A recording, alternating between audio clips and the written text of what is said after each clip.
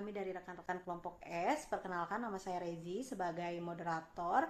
Saya akan memandu diskusi kita hari ini bersama Vita, Yudita, Nurhani, dan juga Vina. Kami akan membedah film Mississippi Burning melalui lensa etika, etiket, dan hukum. Nah, sebelum kita membahas kebagian adegan, saya akan meringkas sedikit inti dari film Mississippi Burning ini, yaitu latar belakang musim panas pada tahun 1964 di Mississippi saat tiga aktivis hak sipil bernama James Kenney, Andrew Goodman, dan Michael Schooner hilang setelah menyelidiki pembakaran gereja. Lalu kedua agen FBI yaitu Alan Ward yang idealis dan berprinsip serta Rupert Anderson yang pragmatis dan memahami budaya selatan ditugaskan untuk menyelidiki kasus ini. Mereka menghadapi tembok diam atau konspirasi of silent, intimidasi KKK, dan sistem hukum lokal yang korup. Film ini menggambarkan ketegangan antara penegakan hukum federal dan prinsip moral universal dalam perjuangan keadilan di era hak-hak sipil. Nah, kami dari kelompok S memilih untuk membahas adegan 1 dan juga adegan 4. Ya. Kedua adegan ini kami anggap sebagai cermin untuk merefleksikan praktik profesional kita di Indonesia, bagaimana menjaga integritas tanpa kehilangan empati, dan bagaimana memperjuangkan keadilan tanpa merusak fondasi sistem itu sendiri. Nah, mari kita lihat cuplikan adegan 1. There's some empty seats down there. Oh, Mr. Ward. That's a colored down there. Don't even think about it. There's some people over here getting ready to leave right now. Aren't you hungry, Mr. Anderson?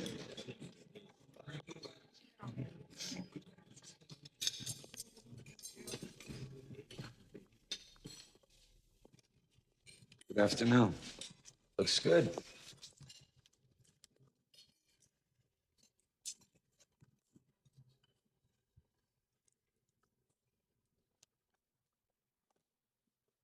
Do you mind if I ask you a few questions?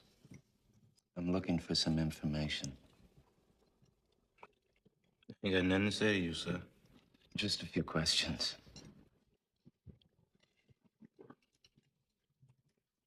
Ain't got nothing to say to you, sir.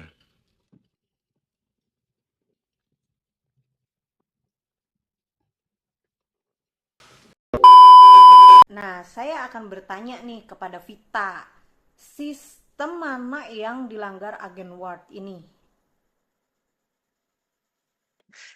Dari adegan ini kita bisa melihat bahwa agen Ward sebenarnya tidak melanggar satupun hukum federal, tapi ia melanggar sesuatu yang jauh lebih tidak kasat mata, yaitu aturan tidak tertulis tentang segresi rasial yang saat itu sudah dianggap wajar di lingkungan setempat. Bahkan menurut hukum negara bagian yang berlaku ketika itu, tindakannya bisa saja dikategorikan sebagai mengganggu ketertiban umum.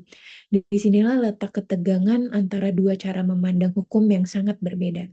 Bagi penganut legal positivism, hukum ya hukum, apapun yang ditetapkan penguasa, itulah yang berlaku. Tidak ada ruang untuk penilaian moral. Tapi Ward sepertinya tidak berpijak ke sana. Ia bergerak dari keyakinan yang lebih dalam, bahwa setiap manusia, siapapun dia, berhak diperlakukan secara adil. Itulah yang dalam filsafat hukum disebut natural law, gagasan bahwa ada hukum moral yang berlaku universal. Oke, terima kasih Vita. Poinmu tentang positivisme versus natural law sangat tajam ya. Saya izin menanggapi juga. Saya setuju dengan Vita bahwa Ward berpijak pada hukum moral universal.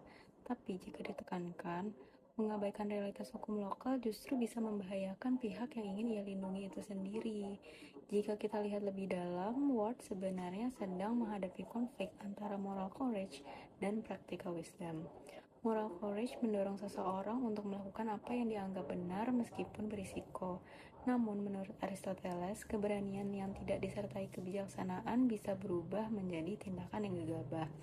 Dalam adegan ini, Ward mungkin ingin menunjukkan bahwa semua manusia memiliki martabat yang sama.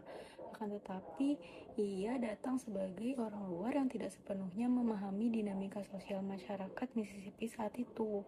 Yang menjadi pertanyaan etis adalah apakah seseorang berhak mengambil tindakan yang berpotensi membahayakan orang lain demi mempertahankan prinsip moralnya? Menurut saya inilah dilema yang menarik karena niat Ward memang baik, tetapi konsekuensinya itu belum tentu baik bagi orang yang ingin dia lindungi. Oke, baik. Berarti adegan satu ini memunculkan dilema ya, di mana niat baik tanpa strategi justru akan berisiko. Iya, betul. Intinya menegakkan kebenaran bukan hanya soal apa yang benar, tapi juga bagaimana melakukannya tanpa memperburuk keadaan semua pihak. Oke, poin Vita tadi bisa menjadi fondasi penting nih untuk argumen berikutnya. Nah, sekarang menurut Yudita, bisa dijelaskan lebih mengapa niat baik Agent Ward ini membahayakan keselamatan pemuda tersebut secara nyata? Iya, jadi sebetulnya niat baik Ward itu secara etika ya, yaitu membela hak sipil, justru bisa membahayakan karena ia mengabaikan konteks sosial dan konsekuensi nyata di lapangan. Jadi dalam etika konsekuensialisme, yaitu tindakan dinilai dari hasil akhirnya. Sementara Ward itu lebih berpegang pada prinsip deontologi. Namun, ia lupa bahwa prinsip tanpa mempertimbangkan konteks bisa berujung pada dampak yang berbahaya. Ini juga menjadi kritik terhadap naive moralism, yaitu keyakinan bahwa berniat baik saja sudah cukup. Padahal menurut Aristoteles itu kebalikannya ya. Jadi etika yang matang membutuhkan practical wisdom, di mana kita harus tahu kapan, bagaimana, kemudian kepada siapa keadilan itu diterapkan agar tidak justru merugikan pihak yang ingin kita lindungi. Berarti tanpa sadar agen Ward ini membahayakan pemuda yang ia bantu dong. Iya, betul sekali. Saya setuju dengan pendapat Vina. Tanpa disadari tindakan Ward ini justru bisa membahayakan pemuda yang ia bantu ya. Jadi memang niat baik saja itu tidak cukup. Kita harus bijak dan juga berhati-hati dalam setiap intervensi. Wah, poinmu mengajarkan bahwa etika yang matang bukan hanya soal apa, tapi kapan, bagaimana, dan kepada siapa. Menarik ya. Ini juga menjadi jembatan penting menuju diskusi kita tentang taktik FBI di adegan 4 yang kita pilih. Nah, mari kita lihat cuplikan adegan 4 bersama-sama. These Hastings will never prosecute. I know that. Well, we've got to get him in federal court. Violation of civil rights. Just don't lose sight of whose rights you're violating. Don't put me on your perch, Mr. Ward. Don't drag me into your gutter, Mr. Anderson. These people crawled out of a sewer, Mr. Ward. Now maybe the gutter's where we should be. Dari adegan 4 ini, apakah membenarkan cara-cara ilegal seperti melanggar hukum demi mencapai keadilan atau tujuan etis dapatkah diterima secara moral? Atau mungkin Nurhani mau memberikan argumennya? Menurut saya, ini adalah dilema klasik dari kalimat "to the end justify the means". Secara utilitarian, jika taktik ilegal itu menyelamatkan nyawa dan mengungkapkan kebenaran, maka bisa dibenarkan. Namun secara deontologis, menurut Kant, tindakan yang melanggar prinsip moral, misalnya integritas, kejujuran, itu tetap saja salah meskipun hasilnya itu baik. Berarti semua tergantung cara atau prosesnya ya? Ya, kalau dilihat pada rule utilitarianism, kita perlu aturan umum yang melarang kekerasan atau intimidasi. Karena jika semua penegak hukum merasa boleh melanggar, sistem keadilan akan runtuh. Dan keadilan yang dibangun di atas ketidakadilan adalah kontradiksi moral. Rule utilitarianisme versus deontologi ini sangat menyeimbangkan diskusi ya sebenarnya. Jadi intinya jika kita membolehkan secara kotor sekali aja, itu bisa membuka pintu penyalahgunaan berulang ya. Tepat sekali, Vina. Harusnya legitimasi sistem jangka panjang lebih berharga daripada kemenangan sesaat.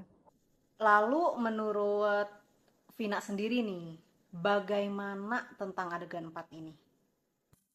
Sebetulnya saya lebih mendukung pendekatan hybrid sih.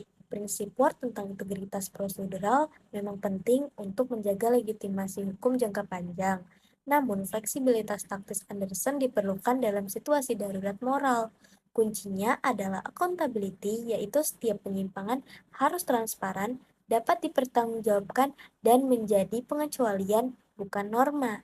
Ini sejalan dengan etika virtue ethics menurut Aristoteles tentang bukan sekedar mengikuti aturan atau mengejar hasil, tetapi mengembangkan karakter penegak hukum yang bijaksana atau pronesis, mampu menimbang prinsip dan konteks secara seimbang. Oh, Vina, terima kasih ya atas gagasan hybrid approach dan virtue ethic kamu. Saya sendiri sangat setuju sih bahwa kuncinya adalah accountability. Fleksibilitas boleh, asal transparan dan dapat dipertanggungjawabkan. Ini sangat relevan dengan yang sering terjadi di lingkungan kita. Kadang kita harus improvisasi di setiap kritis atau genting, tapi setiap keputusan harus bisa dijelaskan secara profesional dan moral. Oke, luar biasa. Poin kamu menjadi penutup sempurna untuk menyambungkan semua argumen ya. Oke, baiklah. Dari 4 argumen yang luar biasa ini, kita bisa melihat satu benang merah, yaitu di mana keberanian moral harus ditemani kebijaksanaan kontekstual ya. Dan kelompok S ini sendiri atau kita tidak memilih secara mutlak salah satu pendekatan, tetapi mengusulkan sintesis berbasis kebajikan atau virtue ethics. Itu kenapa? Karena bukan Ward atau Anderson, tetapi gabungan dari Ward dan Anderson dalam keseimbangan yang bijak. Karena keadilan tidak cukup hanya dengan niat baik atau hasil cepat, namun keadilan memerlukan keberanian untuk menegakkan prinsip, kecerdasan untuk membaca konteks, serta akuntabilitas untuk mempertanggungjawabkan setiap langkah. Nah, seperti film ini juga mengajarkan kita sebagai manusia, the law is not the same as justice. Yaitu tugas kita bukan hanya mematuhi hukum, tetapi memastikan hukum itu melayani keadilan dengan cara yang tidak mengorbankan kemanusiaan itu sendiri.